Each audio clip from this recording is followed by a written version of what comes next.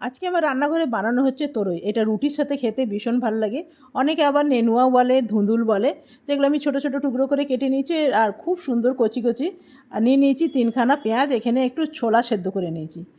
তেলের মধ্যে দিয়ে দিলাম পেঁয়াজ, পেঁয়াজটা একটু ভাজা ভাজা হয়ে এসছে। এখানে দিয়ে দিলাম জিঞ্জার গার্লিক পেস্ট আর দিয়ে দিলাম টমেটো।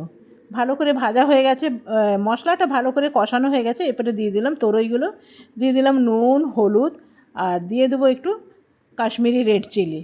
ব্যাস, আর কিছু দেবো না, এটা ভালো করে এখন কষতে দেবো।